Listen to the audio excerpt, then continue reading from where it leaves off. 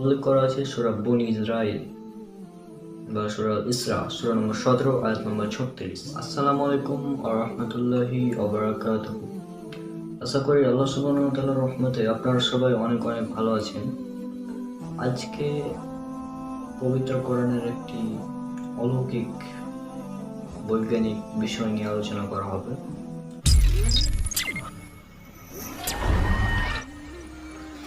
বর্তমান আধুনিক বিজ্ঞান অনেক গবেষণার মাধ্যমে যা আমাদের সামনে উপস্থাপন করছে পবিত্র কোরআন, সেগুলো আজ থেকে প্রায় ১,৫০০ বছর আগেই বলে দিয়েছে।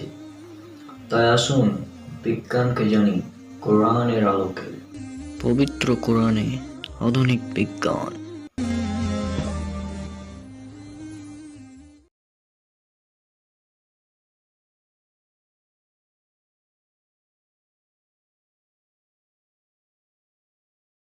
বিষয়টি হচ্ছে, মেডিকেল সায়েন্স অনুযায়ী আমরা জানি মাতৃগর্ভে একজন শিশুর প্রথমে তার কান তৈরি হয় এবং পরে তৈরি হয় চোখ, এবং এই বিষয়টি পবিত্র কোরআনে উল্লেখ করা হয়েছে। আমি রেফারেন্সগুলো বলছি যেখানে উল্লেখ করা হয়েছে। প্রথমে উল্লেখ আছে সূরা মুমিনুন সূরা নম্বর 23 আয়াত নম্বর 78। আরও উল্লেখ আছে সূরা মুলক সূরা নম্বর 67 আয়াত নম্বর 23। এছাড়াও উল্লেখ আছে সূরা নাহল সূরা নম্বর 16 আয়াত নম্বর 78। আরও উল্লেখ আছে সূরা সাজদা সূরা নম্বর 32 আয়াত নম্বর 9। আরও উল্লেখ আছে সূরা আনাম সূরা নম্বর 6 আয়াত নম্বর 46। এছাড়াও আছে সূরা দাহর বা সূরা ইনসান সূরা নম্বর 76 আয়াত নম্বর 2। উল্লেখ করা আছে সূরা বনী ইসরাইল বা সূরা ইসরা সূরা নম্বর 17 আয়াত নম্বর 36। আরও উল্লেখ আছে সূরা ফুসিলাত বা হামিম সাজদা সূরা নম্বর 41 আয়াত নম্বর 20। উল্লেখ করা আছে সূরা হাজ সূরা নম্বর 22 আয়াত নম্বর 46। আরও উল্লেখ আছে সূরা আহকাফ সূরা নম্বর 46 আয়াত নম্বর 26। এই আয়াতগুলোতে যে উল্লেখ করা আছে প্রায় সব কথা একই রকম, এবং আপনারা সেটা স্ক্রিনে দেখে নিন, আমি পড়ে শোনাচ্ছি।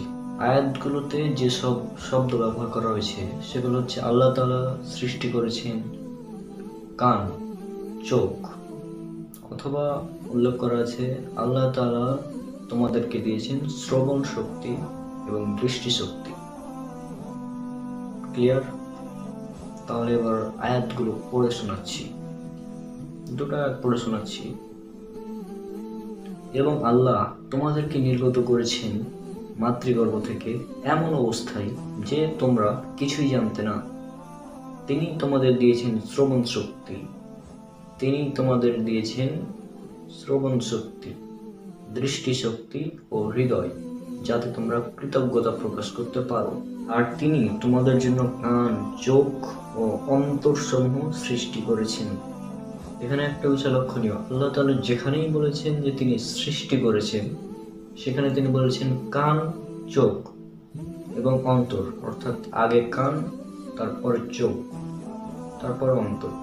আপনি যদি কোনো সাধারণ মানুষকে জিজ্ঞাসা করেন তাহলে সে আপনাকে বলবে মায়ের পেটে তার প্রথমে চোখ তৈরি হয়, তারপরে কান। এটা সাধারণ মানুষ বলবে আপনাকে। কিন্তু মেডিকেল সায়েন্স, বর্তমান আধুনিক বিজ্ঞান অনুযায়ী আমরা জানি মাতৃগর্ভে একজন শিশুর প্রথমে কান তৈরি হয় এবং তারপরে তৈরি হয় চোখ। আর এই বিষয়টি আল্লাহ পবিত্র কোরআনে বহু জায়গায় উল্লেখ করে দিয়েছেন। তিনি বলে দিয়েছেন তিনি সৃষ্টি করেছেন কান, চোখ, কান, চোখ, যেখানে দেখবেন আগে কান পরে চোখ।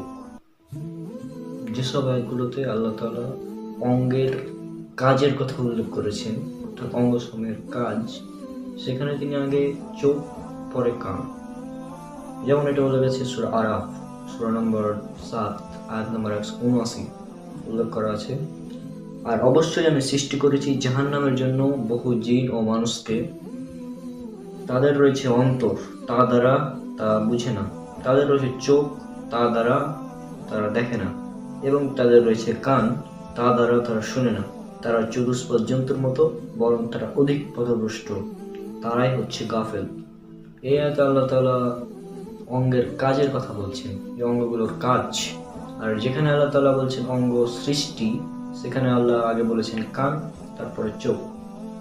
একটা বিষয় ক্লিয়ার, আল্লাহ তাআলা যেখানে বলেছেন অঙ্গের সৃষ্টির কথা, সেখানে বলেছেন কান, চোখ, শ্রবণ শক্তি, দৃষ্টিশক্তি, এবং যেখানে বলেছেন অঙ্গের কাজ, সেখানে তিনি আমি বলেছেন তাদের আছে চোখ, তারপরে কান।